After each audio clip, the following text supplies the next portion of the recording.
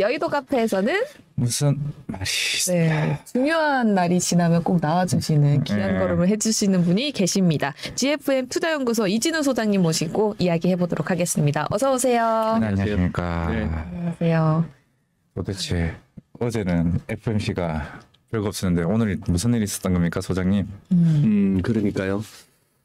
아, 우리 이제 투자자분들 좀 착잡하실 것 같아요. 네.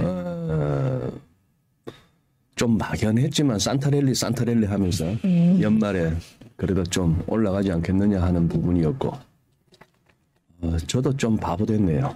어쨌거나 시장에서 냉정해지지 않으면은 이렇게 바보 돼요. 돈 태우는 사람들한테 뭔가 조언을 한답시고 저 같은 사람 뭔 말을 하는 간에 저는 그거였네요. 제일 듣기 싫었던 소리. 저 인간은 맨날 빠진대. 그 소리가 듣기 싫어가지고. 그리고 어느 정도 기술적으로 그동안에 짚어왔다시피 미국이나 우리나 할 것 없이 코로나 때 올랐던 그 부분에 대한 충분한 조정의 맥시라는 데는 다 찍었으니까. 그동안 꾸준히 봐오신 분들은 무슨 말씀을 드리는지 아실 텐데요. 그런 차원에서 또 외국인들이 조금 사는 척 하길래 그래서 무슨 뭐 추세적 상승이라기보다는 어떤 베어마켓 랠리 차원에서 한 2,550라운드는 한번 가지 않을까? 거기서 조금 더 시장이 오버슈팅을 하면은 뭐 지난 6월에 만들었던 2,585 갭도 채우고 그러다 보면 2,600도 한번 건들건들. 그러나 2,600이라는 것은 대한민국 증시에서 앞으로 상당 기간 넘기 힘든 벽일 테고 네. 뭐 그런 상황이었는데 이게 그러고 나서 지금부터 이제 연말 전에 2,300이나 지키겠나 하는 그런 흐름으로 가고 있죠. FMC도 이따 살펴보시겠습니다만 밤사이에 네. 결국 이번 주가 어떻게 보면 굉장히 올 한 해 한 주간 중에서는 제일 중요한 주간이었죠. 슈퍼위기였어요. 슈퍼위크 이야기도 엄청 많았죠. 어제 22 영란은행, 네. 스위스 중앙은행 네. 그리고 뭐 노르웨이 중앙은행까지도 해서 네 군데가 그걸 했는데 이거 한번 보실까요? 첫 번째 슬라이드입니다. 네. 미국 기준금리입니다.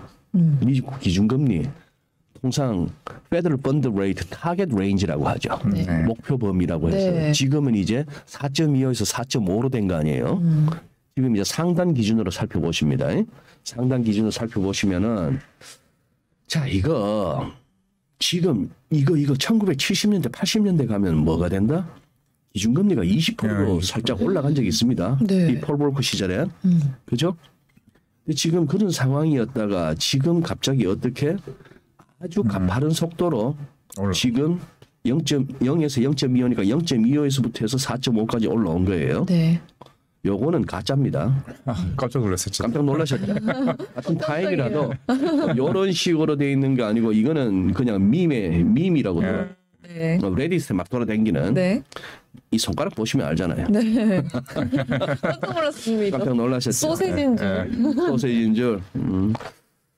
영국 보실까요?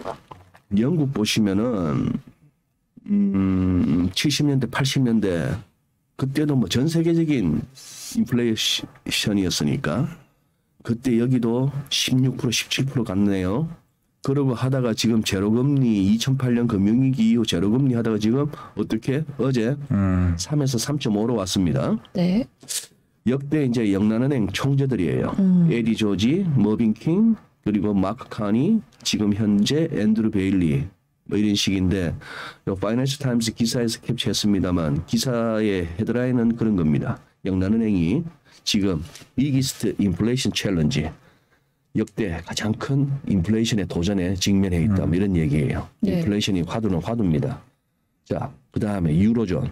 유로 출범은 1999년부터니까 요렇게 해서 하는데 자, 이러고 나서 제로금리 하다가 기준금리 중에서도 이제 리파이낸싱 금리라고 하는 예측은 금리 말고 리파이낸싱 금리 기준으로 보시면은 제로에서 금년에 0.5 하고 0.75, 0.75 해서 두 번 만에 세 번 만에 2% 왔다가 또 이제 2.5% 왔어요. 네. 근데 어제 성명서도 조금 셌고 라가르드도 아주 말을 강하게 했습니다. 우리 0.75 두 번 하고 나서 0.5% 했다고 이걸 22의 피봇이라고 보지 마라. 피봇은 참 이 오해되어서 막 쓰이는 단어인데 네. 긴축이 뭐다? 금리 인상 쪽이다 치면은 금리 인상하다가 금리 인하로 돌아서는 게 사실 피벗이에요. 그렇죠. 그죠? 네. 농구에서 피벗이 뭐라? 이렇게 이쪽으로 갔다 하다가 이쪽으로 돌아서는 거지. 근데 지금 이걸 갖다가 시장에서는 그동안 어떻게 썼어요? 자이언트 스텝 0.75 하던 걸 0.5%로 해서 금리 인상 폭을 줄이는 걸 갖고 피벗이라 그랬다고. 네.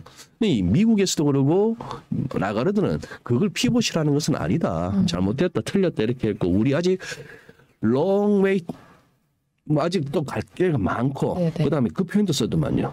우리 지금 긴 게임 중에 있다. 롱 게임 아직도 갈 길이 멀다예요. 지금 다시 차트 한번 보여주신다면은 아직도 갈 길이 멀다면은 액면 그대로 믿어줍시다. 이 사람들 말을 액면 그대로 믿다 보면 늘 통수 맞게 돼 있지만 롱웨이 투 보면 하다못해 4%도 염두에 두고 있는 거예요.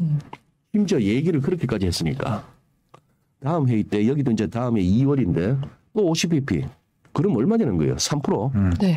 그러고 나서 50bp하고 그러고 나서도 50bp를 2번 더 할 수도 있다까지 아주 구체적으로 얘기했어요. 그럼 지금 4%까지도 염두에 두고 있는 거예요 지금. 그러니 네. 거기다가 스위스 중앙은행 얘들은 절대 레벨은 이래요. 50bp 했는데 0.5에서 1%온 겁니다. 네. 근데 지금 우리가 어떤 시절을 보냈는가 하면은 스위스 중앙은행은 지금 여기가 0이죠. 네. 여기가 0인데 최근 2008년 이후를 보실 것 같으면은 이때 지금 마이너스 0.75예요. 스위스 중앙은행은 기준금리를 진짜 마이너스 0.75까지 했다니까.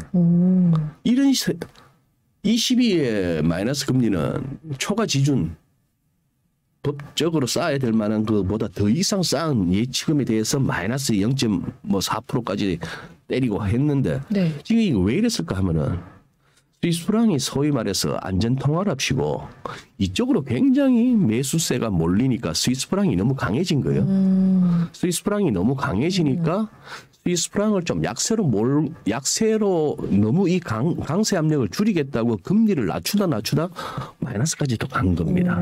뭐 이런 세월을 보냈으니 우리가 어떻게 보면 코로나 이전도 그렇고 금융위기 이후로부터는 해서 좌우지간 코로나는 더더욱이나 이 2020년 이후는 더욱 그랬지만 우리 정말 나중에 두고 미국의 대공황만큼이나 경제사에서 2020년 이후 2022년 요 구간은 네. 우리가 마치 폴 볼커 시절을 갖다가 요즘 다시 되뇌이듯이 네. 아마 굉장히 경제사에서 그리고 금융사에서 경제학이나 경영학에서 굉장히 자주 디스커션 되는 기간이 될 것 같아요. 우리는 아주 특별한 시기에 네. 있었던 겁니다. 네. 네. 그러면서 2020년 같은 그런 장을 경험했고 아무거나 잡으면 막 캔베그가 나오고 하던 네. 그 시절을 보냈고 아까 테슬라 얘기하셨잖아요. 네. 테슬라에 대해서 조금은 이게 과하다. 너무 오버 밸류다. 이런 얘기를 하고 조금이라도 더 조정 가능성을 갖다가 언급한다든지 방송에서 네. 저도 많이 경험했지만 그 정말 득달같이 달라드는 그 악플들 네가 테슬라를 알아? 테슬라가 무슨 전기차 회사인 줄 알아? 전기차 회사 아니면 뭔데? 그놈의 오토파일럿부터 해가지고 네. 거기다가 캐시우드까지 얼마나 펌프질을 했어요. 4,000불을 가네 어쩌네. 아니 뭔 놈에 부르는 게 값이요. 선슬라 막 이러면서 얘기 엄청 많았잖아요. 그러던 시절을 우리가 이제 보냈던 겁니다. 네. 보냈다가 이제 지금 온 거죠. 지금 이제 그러했던 것이 결국 이게 재밌는 거는 느낌상 저는 그랬어요. 연준이 4에서 4.5 왔고 아까 보셨다시피 영국은 3에서 3.5 왔고 22는 2에서 2.5 왔고 네. 스위스는 0.5에서 1% 왔는데 네. 그러면 민소 씨 네. 그러면 느낌에 네. 달러 사고 싶어요? 유로 사고 싶어요? 어때요? 똑같이 25p야. 네. 근데 2%에서 2.5 왔어. 네. 22는. 네. 미국은 4에서 4.5% 왔어. 네. 똑같이 0.5%씩 금리 인상을 하는데 네. 2에서 2.5 오는 놈이 유럽이야. 네. 유로야. 네. 4에서 4.5 오는 게 달러야. 네. 그럼 달러 사고 싶어? 유로 사고 싶어요? 유로요. 그러니까 네. 그게 이제 소위 말해서 상식이야. 네. 그죠? 상식 맞췄다. 다행이다. 긴장했다. 같은 50bp지만 2에서 2.5 거기, 가는 게 4에서 4.5 가는 것보다 훨씬 더 묵직하잖아요. 네. 그렇다면 같은 50bp 인상이라면은 유로가 강해져야 된다는 것이 상식이죠. 네. 이론이고. 네. 그런데 봅시다. 파운드 보세요. 파운드 지금 파운드 달러입니다. 지금 인베스팅닷컴이 어떻게 났습니까? GBP 슬래시 났죠. 네. 저는 지금 어떻게 표현했어요? 파운드 달러. 대시 했어요. 네.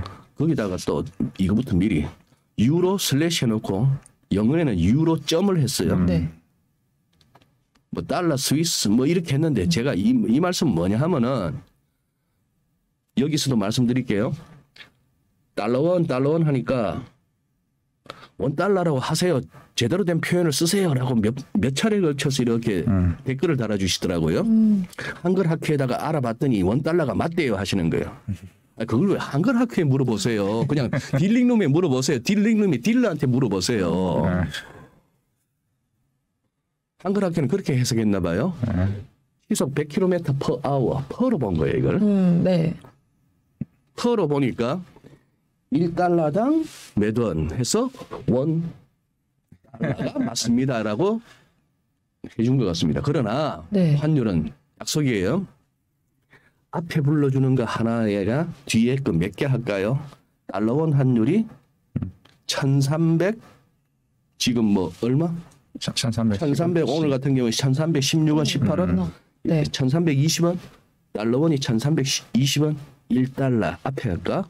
뒤에 거 달러엔이 136엔 1달러가 136엔 유로 달러가 1.06달러 네. 1유로가 1.06달러 앞에 게 네. 그럼 앞에 거는 뭐 전통적으로 파운드, 네. 호주 달러, 뉴질랜드 달러 이게 있었고 네. 유로는 출범하면서부터 유로를 갖다 기준으로 하자 했던 그것만 기억하시면 돼요. 네. 예.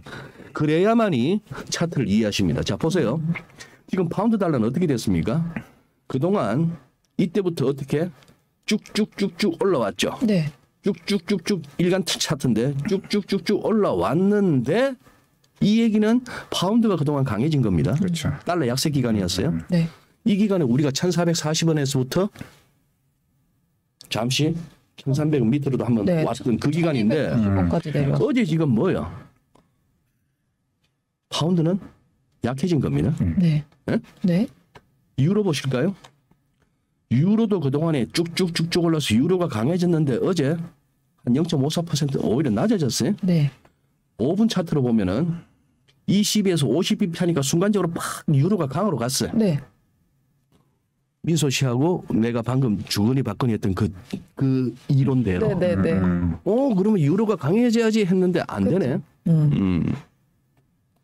스위스 프랑도. 이거는 일간 차트니까 어떻게 달러 강, 달러 약. 달러 약 그동안 네. 달러 약이었는데 어제 하루만큼은 어떻게 달러가 오히려 강해졌어요. 네. 이것도 마찬가지 5분 차트.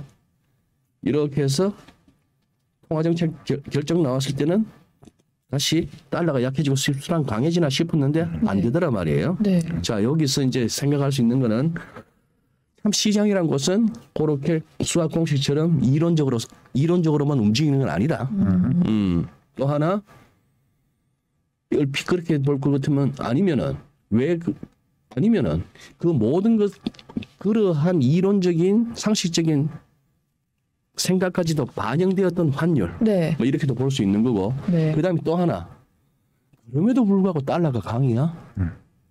그러면 또 뭔가 시장이 쫄고 있는 거예요. 네. 그죠? 뭐에 쫄고 있는 거예요, 지금?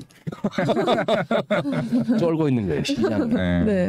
뭔가 또 네. 제일 안전빵을 찾기 시작하는 거예요. 제일 안전빵을 찾기 시작하는 그런 상황이 돼버렸는데 네. 그러다 보니까 이거 보세요. 달러 인덱스로 보시면은 정말 그동안에 어떻게 많이 하게 달러가 강해지다가 최근 들어서 이렇게 약해졌잖아요. 약해졌는데 제가 지금 어떻게 일단 고점이 확인되니까 고점끼리 연결해보고 네. 한번 땡겨봤습니다. 땡겨봤더니만 이렇게 채널이 만들어졌죠. 네. 아직까지는 이 채널을 갖다 이탈하지는 않는 상황에서 왠지 야야야 불안하다 싶었지만 또 이런 걸 보니 시장에 또 달러 약세가 제법 쌓였구나 싶은 생각이 들죠. 네. 투기적인 달러 약세가 좀 쌓였구나 싶었는데 어제부로 어떻게 FOMC에서 연준이 금리를 올렸음에도 불구하고 별 반응 없었던 그게 어제 오히려 달러가 강으로 간 겁니다. 네. 22도 영란은행도 뭐 스위스 중앙은행도 그런 식으로 금리를 올리고 22에 라가르드는 모처럼 존재감을 드러내면서 세게 얘기하고 더 매파적으로 할 것 같이 하고 했는데 달러가 강해진 거예요. 달러가 강해진 거예요. 이따가 한 번 더 살펴볼 수 있어서 요거 한번 보십시다. 네. 달러 인덱스를 위클리로 보면은 굉장히 크리티컬한 지점에 와 있었어요. 여기서 벌써 피보나치를 한번 껐더니만 이 105가 참 중요했는데 105를 막 물고 내려왔고 여기서 더 밀리면은 이 후행 스팬의 의미는 종가를 갖다가 26개 26개 일간이면 26일 주간이면 26주 뒤로 이렇게 종가를 당겨놓은 후행 스팬인데 네. 이게 지금 이런 식으로 뚫고 내려오는 국면 이 국면이겠죠. 네. 이 국면에서 뚫고 내려다 보니까 확 떨어지니까 이렇게 후행 스팬이 이렇게 되잖아요. 네. 막혔다가 열리잖아요. 그러니 이 후행 스팬이 가격대를 뚫고 올라가느냐 뚫고 내려오느냐가 저는 일목균형표에서 제일 파워풀한 걸 꽂으라면 이 후행 스팬이 가격대를 돌파하는 구간이라고 봐요. 굉장히 강한 추세가 나옵니다. 네. 강한 추세가 나오는데 여기서 지금 더 밀리면 어떻게 될까 이거. 그러면은 그것이 시사하는 바는 시장에 아직도 전전긍긍하고 있을 전 세계에 달러 붙들고 있으면서 어우 물렸나 보다. 물렸나 보다. 야 그래도 한번 견뎌보자 했던 세력들이 이것도 깨진다면은 여기저기서 아마 추가적인 롱스탑이 막 나올 거예요. 네.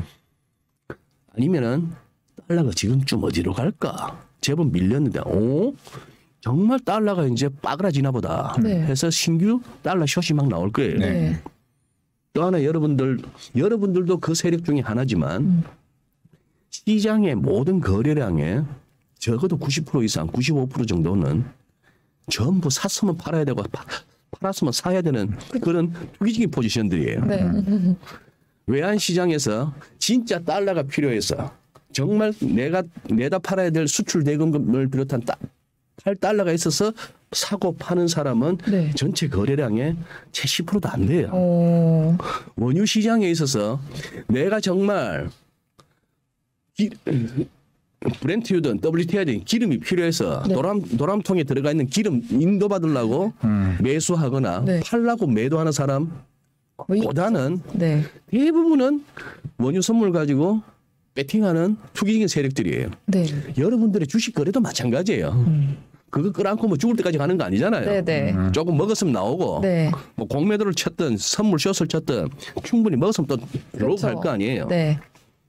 자 그런데 이렇게 크리티컬한 레벨이 있었단 말입니다. 차트. 자, 그러면 또 하나 월간으로 보세요. 정말 연준의 공격적인 금리 인상이란 그것 때문에 작년 하반기부터 이렇게 가파르게 올라왔던 달러가 꺾였고 꺾일 때 이 무렵에서는 아까 말씀드린 조금 잘못된 개념에 피복거리면서 희망을 가지고 네. 달러가 약세로 돌면 금리 인상폭만 줄어도 시장은 또 증시는 또 올라갈 거야 뭐 이런 것과 더불어서 달러가 약해지면 했는데 지금이 너무 횡해요 이거 요 구간이 네. 돌기 시작하면 너무 횡하고 그래서 그런데 사실 달러 과매수 국면 맞죠? 과매수 국면이 맞으니까 하는데 여기는 어떻게 향후 이 부분은 늘 어려운 겁니다. 또 이때처럼 될까 봐. 좀 밀리다가 또 고점 올라가고 또 밀리다가 또 고점 올라가고 네. 그렇게 몇 번 하고 나서야 이렇게 완벽한 다이버전스가 나온 다음에야 툭 부러지는 네. 그 가능성도 배제할 수 없는 거예요. 여기서 바로 달러가 확 시원스럽게 약세로 가주기를 대부분이 바라고 있죠. 네. 근데 세상사가 그렇게 안 되고 또 이게 115 어라운드를 갖다 또 한번 트라이하고 또 슬쩍 조정받다가 또 이게 이러다가 이 무렵까지 가는 거 아니야 진짜 이거? 그러고 나서 부러지는 거 아니야? 그 과정이 뭘까요 그러면? 이거는 가정입니다만 그 가정은 결국 증시에서 여러 계속 희망 회로를 돌리다가 또 당하고 하다가 마지막에 이번에도 하면서 결국 집어 던지는 그 상황까지도 기어이 봐야 되느냐 말이지. 기어이 피를 봐야 되느냐 이거지. 아직까지 피를 안 봤잖아. 야, 이 정도면 피 봤지? 맞아요. 피는 봤어요. 피는 봤는데 뇌출혈이야. 안 냈자. 네. 터지진 않았다. 그러니까 터지지가 않은 거지. 참 재밌는 거는 왜 우리가 스마트머니라 할까요? 기관이나 헤지펀드 이런 애들은 걔들은 또 스마트하다고. 네. 굉장히 빠르거든. 네. 굉장히 빠른데 이 표현도 기억하세요. 돈이 땅 파서 나옵니까? 자, 네. 이 과장은 네. 레버리지를 들고 있어요. 응? 네. 지수 오르는 거에 2배나 3배짜리를 들고 있어. 네. 나는 꽃버스를 들고 있어. 네. 빠지는 쪽에 2배, 3배 먹겠다고. 네. 우리가 들고 있어. 네. 그러면 장이 오르면 내 계좌에서 돈이 이 과장으로 가야 되는 거고 네. 장 빠지면 이 과장이 내한테 줘야 되는 거예요. 그렇죠. 어디 뭐 딴 데 가서 땅 파서 돈이 안 나온다고. 네. 다른 사람 거 그 먹어야 이 과장 이런 거에 전부 다가 내 주머니에 오는 것도 아니야. 이래저래 수수료네 뭐네 해서 또 그렇죠. 세금들하고. 알려나가. 그러면 스마트머니는 뭐죠? 좀 빠른 그 기관들이나 헤지펀드들은 야 이거 아닌 것 같다 싶으면은 먼저 팔아버리지. 네. 들고 있던 거 다 팔아버리고 네네. 심지어 거기다 공매도까지도 때리지. 뭐 이런 식으로 하는 건데 그렇게 하고 나서 가벼워졌거나 심지어 숏 포지션까지 만들어 놓고 저 밑에서 입 벌리고 있는 거 아니야. 누굴 기다려. 그 똑똑하다고 스스로 여기고 있지만 걔들 눈에는 굉장히 우매해 보이는 개인들이 마지막에 공포에 질려서 막 집어 던지면 그거 받아 먹고 또 후 맞아요. 끌어올리고. 맞아요. 그래서 boom and burst and boom and burst 이 과정이 금융시장이란 말이죠. 네. 이 boom 과정에서 100명 중에 한 대여섯 명이 벤츠 뽑아. 집도 바꿔. 네.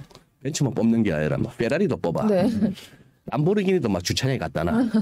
코인도 했다고. 네. 네. 이게 고마 사람들로 하여금 미치게 만드는데 100명 중에 5 내지 10명. 그렇죠. 얼마 되지 않는. 근데 결국은 또 여기에 당하는 게 대부분의 90명.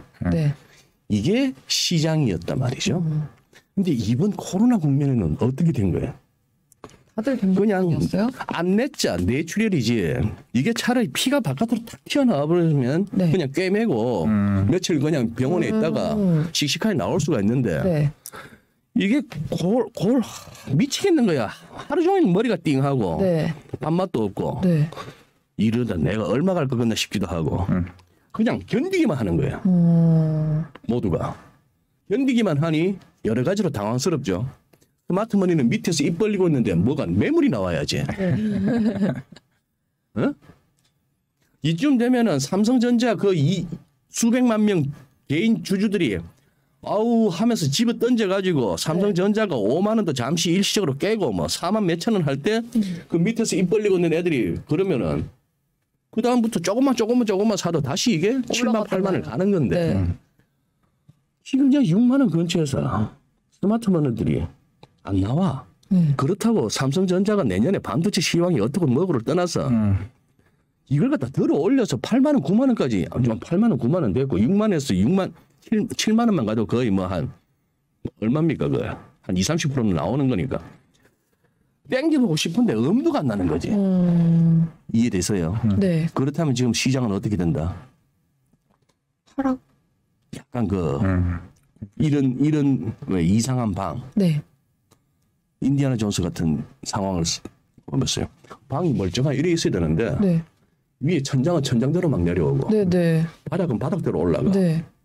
이 상황. 서도 죽는 거 아니에요, 그러면? 가운데 껴가지고. 진짜. 이런 시장이 2,500만 와도 버들버둥하고 네. 그렇다고 밑으로 밀자니 2,300 밑으로 갈 것 같지도 않고 네. 나스닥은 11,500만 열면 이거 12,000 얼마도 가고 13,000도 한번 트라이 해볼 것 같은데 11,500만 가면은 나스닥은 막 천장이고 뭐이 상황이 좀 되어버렸습니다. 그래서 좀 깝깝한 상황이 됐어요. 그러니까 이게 올라갈지도 모르겠고 내려갈지도 모르겠고 그러니까 갖고만 있는 거죠. 지금 댓글창에서도 비유 찰떡이시라고 이민우 소장님 주연의 주식 웹드라마다 이러는데 비유를 진짜 적절하게 너무 잘해주셔가지고 저도 다 이해가 가고 있습니다. 너무 공감이 시장 되고. 위치 한번 보실래요? 네. 지금 이 상황 하에서 유럽 한번 봅시다. 유럽의 대표지수 유로스톡스 50을 가져왔습니다. 지금 우리가 굉장히 강한 랠리가 왔어요. 금년 4분기에 10월 달 접어들어서부터 여기서 잡았더라면 이 또한 엄청난 수익이에요. 네. 그래서 시장이란 것이 그런 겁니다. 여기서 사들고 있다가 지금까지 계속 버티기만 했으면 기회가 없죠. 그죠? 네, 계속 떨어졌으니까. 올라오기만을 기다릴 수밖에 없는 거죠. 네. 근데 여기서 잡을 수 있는 셀렉트는 누구예요? 아까 말씀드린 스마트폰인 거예요. 포지션 줄이고 했던 선수들은 여기서 잡을 수가 있죠. 네. 아니면 진짜 돈 많은 사람이든지 네, 네. 아니면 캐시우드 같은 스타일이든지 지도는 아닌데 고객 돈이 계속 들어오니까 물타기 할 수 있는 사람이든지 네. 그 사람들한테는 또 기회가 와요. 그런데 기다리고만 있었던 사람은 붙들고 꽉 채웠고 현금 비중 없다. 뭐 더 빌릴 데도 없다. 네. 이제 뭐 친구 만나갖고 야 좀 이제는 더 안 통한다. 지난번 가져갔던 거나 갚아 이 소리나 듣고 있다. 네. 그 사람들은 올라오는 걸 기다릴 수밖에 없는 건데 어쨌거나 제 얘기는 꼭 장기 투자 그리고 손절 안 하고 버티기만이 답은 아니다. 그 말씀을 드리고 싶은 거고. 그런데 어쨌거나 시장을 봅시다. 이렇게 밀려왔다가 이 밀려왔던 거에 하락에 대한 기술적 반등 차원에서의 맥시를 61.8%라고 보고 있는데 이거는 저만 보는 게 아니고 전 세계 모두가 보고 있다고 누차 말씀드렸죠. 네. 여기 와서 한 2, 3일 전에 열었어 했는데 아니네. 이런 어떤 페이크가 있는 거예요. 연 것처럼. 네. 마침내 조정 차원을 넘었어 해서 가는데 그러나 차트쟁이 눈에는 이게 페이크로 볼 수밖에 없는 게 야 여기서 연다고 이걸 이렇게 무거운 상태에서 이렇게 과열된 상태에서 근데 결국 금리 확 올렸더니만 깨갱을 해버리네요. 지금 쭉 떨어진 거예요, 저게? 어제 하루 사이에 어허. 하루 사이에 얼마가 3점 몇 프로 빠진 거예요. 네. 네. 3점. S&P 500. 지난번 11월 4일쯤이었나 그때 제가 스튜디오 돈돈 나왔었죠. 그때 네. 11월 FMC 네, 직후에. 네. 그때 요즘 좋은 게 뭡니까? 뭐 유튜브에 다 있으니까 11월 4일 날 했던 그때 스튜디오 돈돈 그때 우리 세 사람 했던 내용 네. 다시 한번 확인해 보십시오.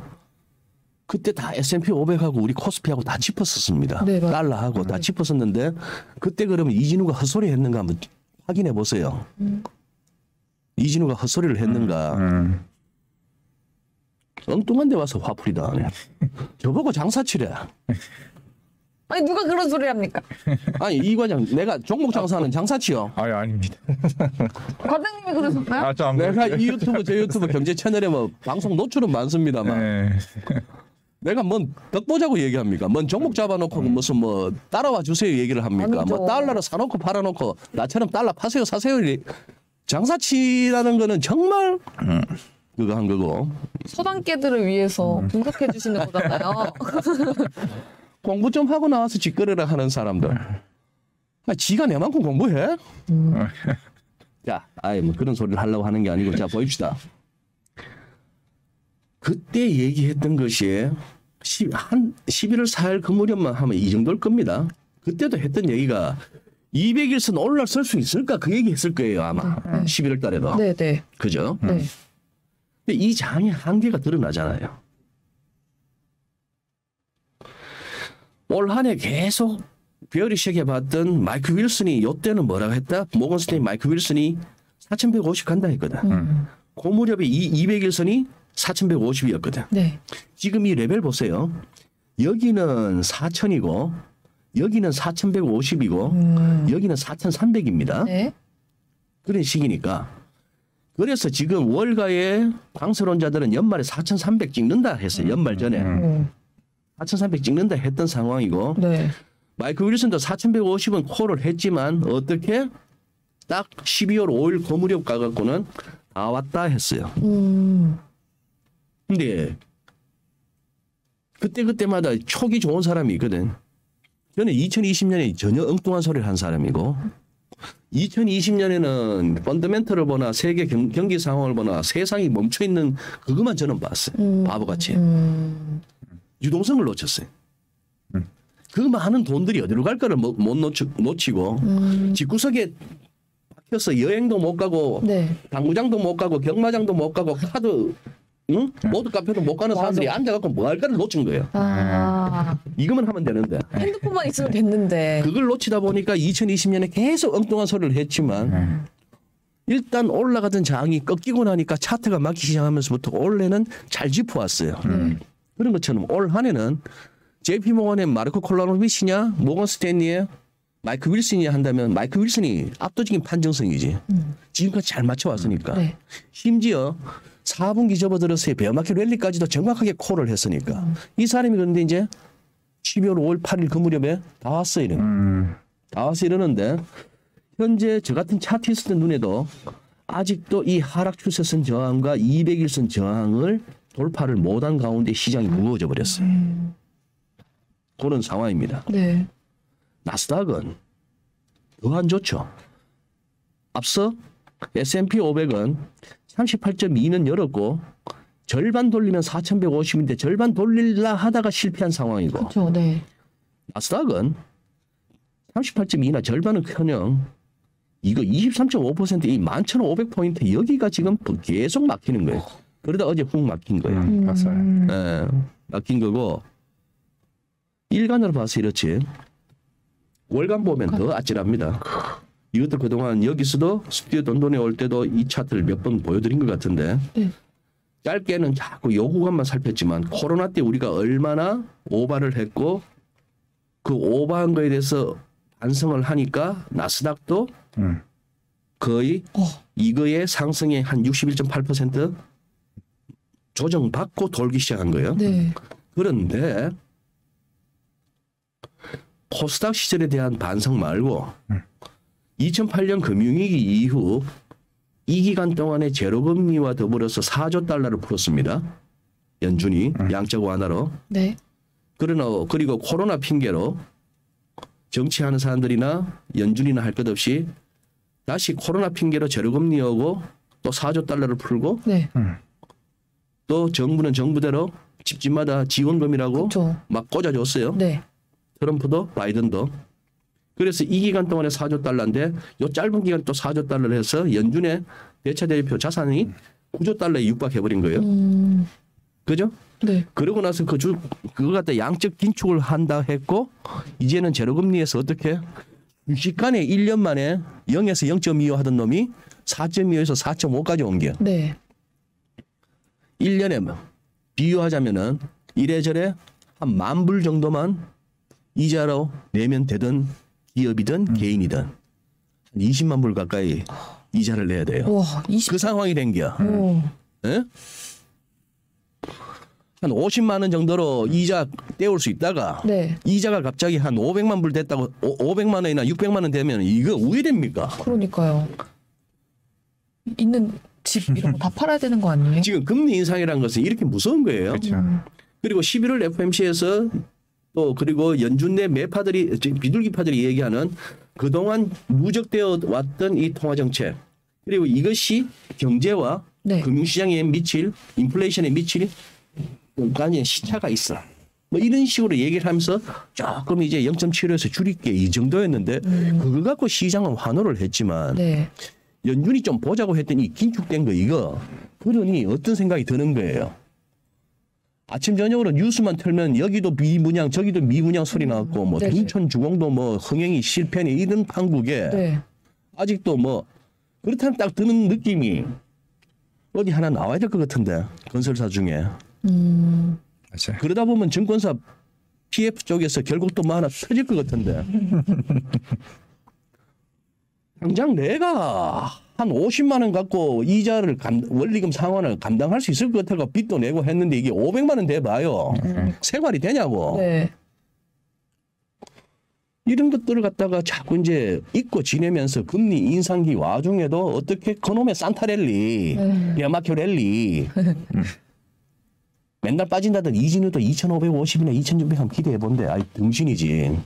좀 끝까지 냉정했어야 되는데. 끝까지 냉정했어야 되는데. 그런 상황에서 자 봅시다. 그렇다면은 다시 나스닥에서 그동안의 모든 세상 모든 고민 문제 저금리와 양적 완화 돈 풀기로 해소해왔던 이 기간 2008년 2009년부터의 2022년 몇 년이에요 이게? 한 14년? 네. 이걸 갖다 되돌리기 시작한 데 대한 작용에 대한 반작용 내지는 그동안의 본질에 대한 반성문 쓰기가 여기서부터 여기까지의 38.2% 이게 코로나에서는 61.8이었고 여기에 대해서 이 전체 기간에서는 38.2에서 멈추고 돌았다가 네. 멈추고 돌았으니 저같이 이렇게 하방 외치고 조금 신중을 외치던 사람이 이번에 2600도 가능할 거라고 했던 것은 나스닥을 보더라도 여기서 이만큼 빠져서 이 생각을 한 거예요. 이게 A파고 네. B파가 나오고 C파가 있을 거라고 본 거예요. 그리고 이 B파를 기술적 반등 차원에서 B파가 제법 좀 올 줄 알았는데 나스닥은 그동안에 너무 거품이 많았던 거예요. 네. 그래서 S&P 500만 못하고 다우는 이쯤 와 있죠. 다우는 200일선도 넘었고 네. 이 선도 넘었고 해서 이쯤 와 있는 다우는 거품이 좀 적은 애들이 있었으니까 거기는 네네. 물론 거기도 애플이 있습니다만 애플 어제 빠지는 거 보세요. 이제 그런 상황이 되었습니다. 그래서 이 B파를 기대하면서 조금 12월에는 그래도 좀 오르다가 내년 초에는 또 새 마음으로 뭐 시작하면서 그래도 좀 담다가 또 경기가 만만찮다는 걸 보면서 그렇게 했는데 지금 이런 상황입니다. 자, 그러나 여기서 그렇다고 바로 빠진다? 몰라요. 시장은 모르는데 이러다가 또 지금 이거 보고 너 이제 또 이제 신났구나 빠진다. 아니요. 오늘 당장 반등이 나올 수 있어요. 시장은 몰라. 너도 모르고 나도 몰라. 시장은. 네. 그러나 지금 큰 그림에 있어서 여기서 좀 반등이 약했으나 또 반등이 나올 수도 있고 하지만 우리는 지금 내년과 후내년에까지 이르러서 여기까지도 염두에 두셔야 되는 거예요. 여기까지도. 네. 여기가 얼마냐 하면은 요즘 우리 국내 증시에서 가장 나스닥을 갖다가 낮게 부르는 사람이 유진정권의 강영현 이사. 네, 알아요. 오죽하면 강칠천이요. 나스닥 7천 간다고. 여기가 7천이라니까요, 여러분. 이 2008년 이후에 이 상승폭에 대한 61.8%의 맥시 조정이 7,000포인트라니까? 혹시 그것도 데칼코마니로 이렇게 되는 건가요? 데칼코마니까지 가겠습니까? 그러면 당장 다 죽으란 얘기입니다. 그리고 제 생각에 네. 이 이모가 이슈. 우리 돈나무 언니? 민소 씨한테는 이모가 나한테는 누님이 네. 이 쫑파티를 해야 될 것 같아. 아. 여기가 결국 손들었다 소리가 나와야 될 것 같아요. 시장은 꼭 그런 의식이 필요합니다. 제례 어떤 제사 비슷한 게 희생제물이 필요해요. 땡겼잖아. 여기에 뭔 전략이 있었어요. 뭔 리스크 관리가 있었어요. 빠진 거 또 사고 빠진 거 또 사고 전기차 중심에 혁신기술 중심의 ETF 만들었다가 무슨 바이오니 아니면 무슨 뭐 우주항공인이 또 새롭게 ETF 만들어서 그거 보고 그쪽으로 산다면서 돈 태워줬더만 네. 여기서도 테슬라 사고 여기서도 또 줌 사고 네. 빠졌던 것 죄다 물타기. 이 언니 이 이모는 이 누님은 그냥 얻어 걸렸던 거야 2020년에. 좋겠다. 얻어 걸려가지고 스타 매니저가 됐다고 하지만 그동안의 운용 방식을 봤을 때는 네. 이거 완전히 이건 양아치야. 이 시장에서는 이건 퇴출돼야 되는 인간이라고. 근데 여기에 아직까지도 고객들이 돈이 태워져 있으니까 저렇게 물타기를 하고 있는데 이런 펀드나 이런 매니저는 결국 시장이 퇴출시키리라 봅니다. 저는 이때까지는 그래 왔어요. 지금 그래서 워렌 버핏이고 그래서 소로스예요. 내가 소로스를 좋아하는 건 아니지만 네네. 그 사람들의 명성이란 것은 어떻게 얻어 걸려 갖고 갑자기 막 부를 얻고 2008년에도 마찬가지. 갑자기 떼부자 된 애들 많아. 이름이 기억 안 납니다만 뭐 폴 머시기 어쩌고 저쩌고 이런 애들도. 그다음 이후에는 지가 무슨 루비니 루리엘 루비니도 그래서. 교수하던 양반이 그때 2008년에 얻어 걸려 가지고 갑자기 명성을 얻고 나서는 또 투자 회사를 차렸네. 고객들 사람들이 그 명성을 믿고 돈을 맡겼네. 한 판이 다 깨졌어요. 그 사람들은 그냥 그렇게 한번 얻어 걸린 차원에 지가 그냥 갑자기 이름 얻고 돈 얻고 그냥 그러다가 사라져 가는 건데. 네. 그는 제가 말씀드린 왜 워렌 버핏이야? 꾸준하잖아요. 꾸준하게 자기 나름의 철학이 있고 네. 운용에 어떤 원칙이 있단 말이에요. 네네. 이게 뭔 원칙이야? 물타기밖에 없는데 맞아요. 손절도 없는데 뭐 그런 생각도 한번 해보게 됩니다. 최근에 이제 SNS 보면은 워렌 버핏의 투자 기법, 뭐 그가 지키는 투자 원칙, 철칙 이런 거 많이 봤는데 우두 언니 철칙은 본 적이 없는 것 같아요. 정말로. 철칙 일단 물타기. 아 그거밖에 없습니까? 우두 언니는? 그래요. 그리고 남은 시간 요거 한번 말씀드릴게요. 네. 연준에 이런 말도 있네요. 한경의 김현석 특파원 그 서머리를 듣다가 너무 웃었던 게 왜 그러면 그저께 FOMC 당일날 빠지지 왜 오늘 더 빠졌어? 밤사이에? 파월 기자회견할 때 그때 프랑스하고 모로코 축구를 하고 있었더만. 네, 월드컵하고 있어요. 사람들이 파월 기자회견하고 축구 화면 두 개를 띄워놓고 맞아요. 3만 원. 맞아요. 그 고민도 많이 했다 그랬어요. FMC를 볼까, 축구를 볼까. 같이 4시였어. 네. 저는 이게 제일 궁금했어요. 이 점도표가 이번 FOMC였어요. 여기서 한번 지난 9월 달 거 한번 보입시다. 지난 9월 달 거 이거 지난번 방송에서 다 말씀드렸어요.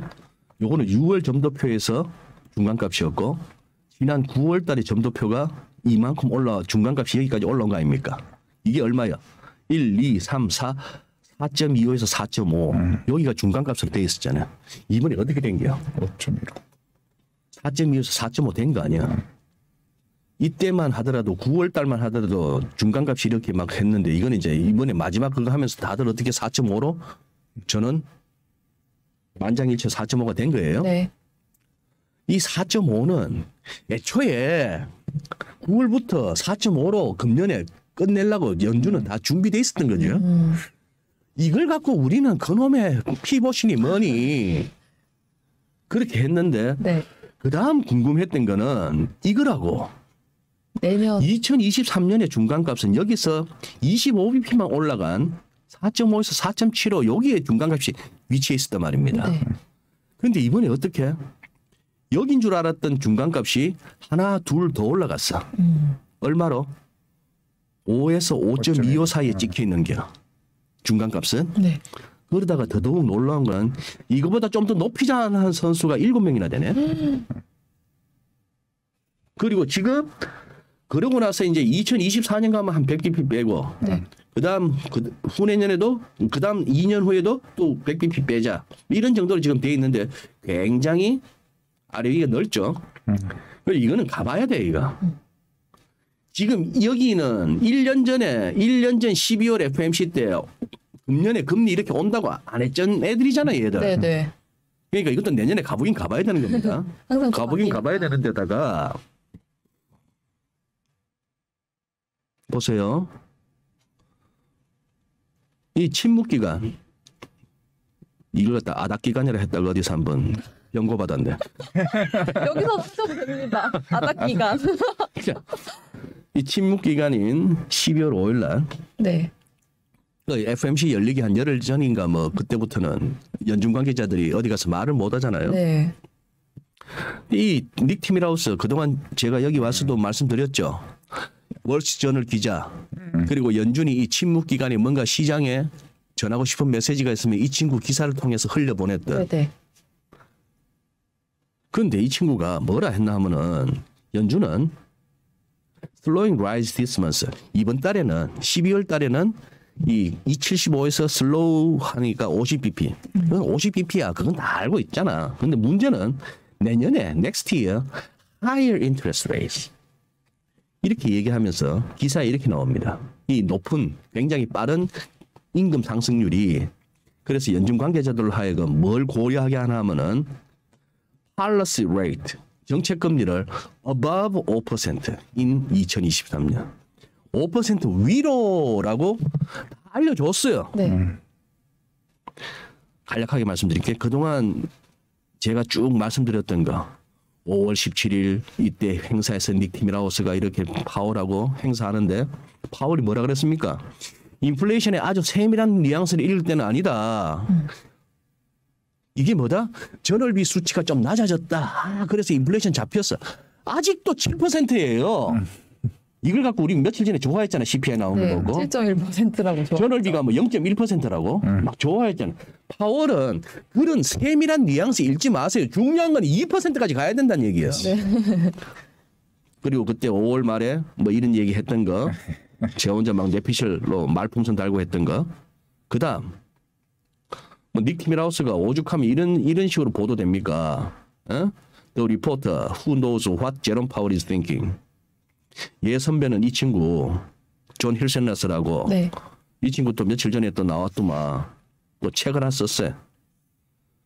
진짜 아무나 책 쓰는데 나도 책 하나 써야겠다. 써주세요. 이런 거 있고 자 지난번 9월 달에도 봐.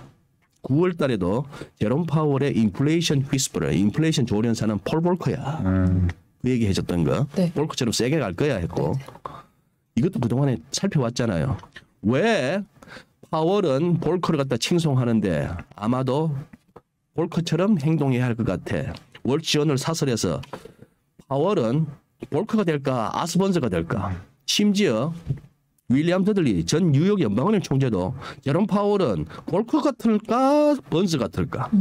심지어 이런 매체는 파월은 뉴 아스번즈야. not the new 폴 볼커. 파월은 볼커 아니야. 아스번즈야. 까지 막 이렇게 단정적으로 얘기. 왜 이 시점에 아스번즈 폴 볼커가 자꾸 회자되냐 말이지. 역대 연준 의장 중에 여기 아스번즈가 있고 폴 볼커가 있습니다. 오늘은 생략할게요. 여기도 재밌는 얘기는 많습니다만 아스번즈가 있었고 폴 볼커 있었고 그 다음은 그린스펀, 버냉키, 옐런, 파월은 우리가 어느 정도 익숙한 인물들이죠. 네네. 이 시선에서는 제가 이 사진에서 드리고 싶은 말씀은 공화당원인 파월을 갖다 의장으로 지명했지만 제가 봐서는 트럼프는 공화당도 민주당도 아닙니다. 트럼프일 뿐이에요. 네. 트럼프일 뿐인데 이 바라보는 이 시선 이것이 시사하는 바는 뭘까? 어쨌거나 트럼프는 독특한 인물입니다. 자, 이 정도만 하고 가는데 이 아스번즈와 닉슨 때 휘둘리면서 그 엄청난 인플레이션에도 금리를 못 올렸던 아스번즈 이 양반이 그래도 경제학 학자입니다. 네. 밀턴 프리드만 스승이에요. 그 정도 되는데 어쨌거나 휘둘렸어요. 반면에 폴 볼커는 세게 했죠. 네. 그래서 재선에 실패한 카터나 카터 이후에 취임했던 레이건이나 저는 뭐 대통령도 못 건드린 아니면 대통령도 지켜준 그 당시 시대 상황이 어쩌면 그럴 수밖에 없었습니다. 도저히 뭐 대통령이라고 뭐 갈굴 수도 없을 만큼 강력한 어떤 인플레가 있었는데 어쨌거나 지켜줘야 되는 거죠. 네. 사진 이렇게 캡처하다 보니까 이것도 꼰대의 향수인지는 몰라도 옛날에는 이렇게 정치인들이 멋이 있었습니다. 말을 해도 점잖았고요. 반곡했고요. 서로가 지켜줄 건 지켜줬고 카트도 깨끗하게 승복하고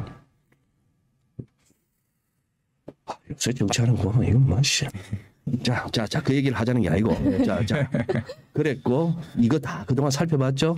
3월 달부터 역사가 기록해 주기를 그렇게 바랍니다. 볼커처럼 할 수 있냐 했더니만 그냥 예 한마디 하면 될 걸. 역사가 제가 예라고 말씀했다고 기억나시죠, 민서 씨? 네. 이런 짚었어요. 잭슨홀 회의 때 뭐라고 했어요?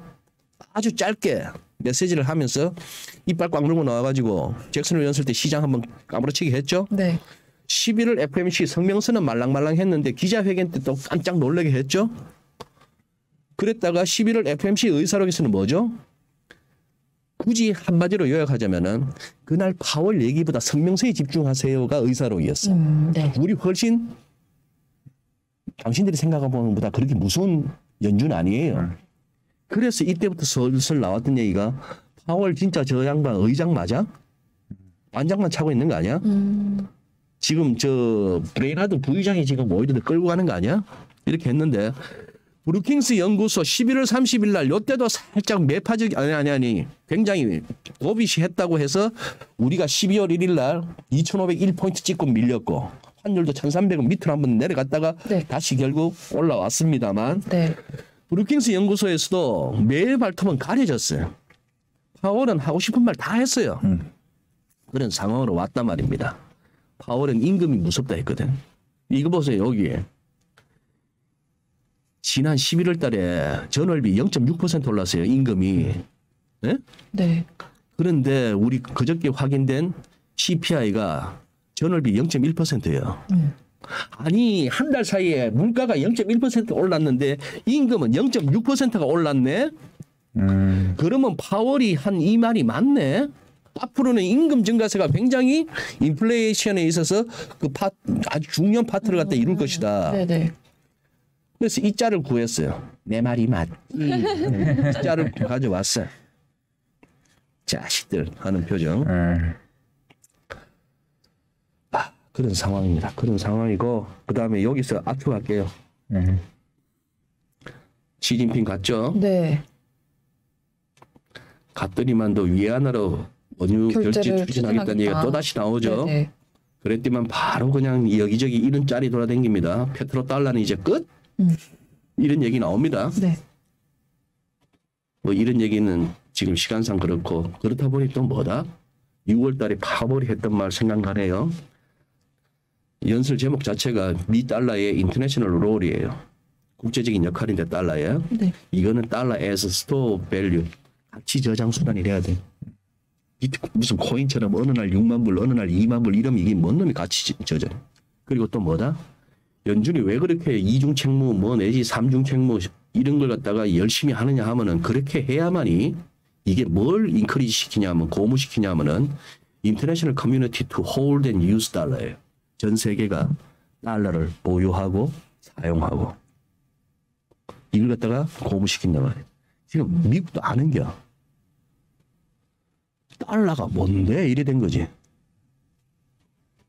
이때 이후로 닉슨의 이 어디 갔노 이거? 어디 갔노? 이 닉슨의 아몰랑 이후로 너희 달러나 원차원이 있어 했는 걸 그동안에 이렇게 석유 살 때는 달러로만 결제해 하는 이걸로 버텨왔는데 이것도 이제 빠그러지니까 네. 러시아하고 중국은 자기들끼리 거의 물물교환에 가까운 위안화 루블 쓰면서 하자 했고 1대1로 그렇게 한다는 것도 결국 뭐예요? 위안화 사용 범위를 넓히겠다는 거고 네네. 유럽은 유럽대로 우리는 우리끼리 우리 돈으로 하자 이렇게 되는 거고 그런 상황이 됐으니 계속 느끼고 있는 중에 이것도 이제 살피게 이제 된 겁니다. 아 이거저거 살 것 같으면 이런 거는 저 같은 사람이 고민하는 거고 우리 일반 개인 투자자분들은 그러나 항상 결론은 그래서 오늘 사 팔아 됐고 뭐 모르겠고 사 팔아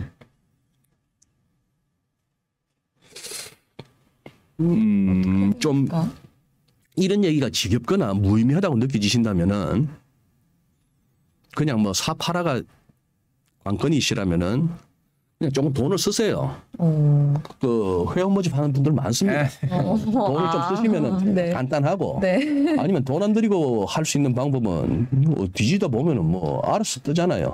썸네일에 이 종목 갖고 있으면 인생 끝.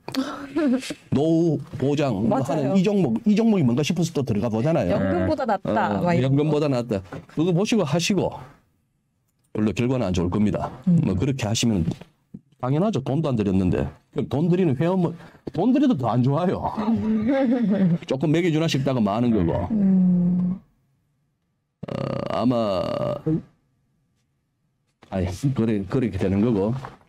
그리고 거시 자체를 갖다 듣기가 싫다 하시면은 그러면 오히려 머리만 아프다 싶으시면은 듣지를 마시고 그게 차라리 조금 어떻게 보면 우리가 뉴스라는 것도 이걸로 뭐 뜨는 대로 다 보면은 머리가 복잡해지잖아요.